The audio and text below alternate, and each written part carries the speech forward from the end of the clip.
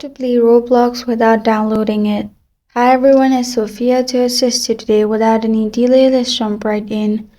First, go to Google Chrome and search now.gg Roblox.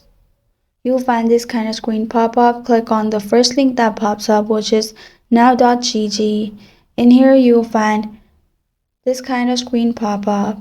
Play Roblox mini games online.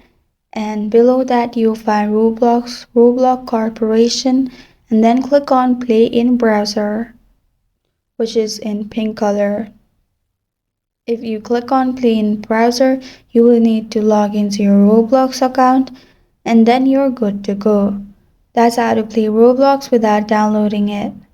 Thank you for joining me today. If this video helped you out, please leave a like and subscribe for more. Got a question or want to suggest a topic? Comment below. I am Sophia signing off until next time.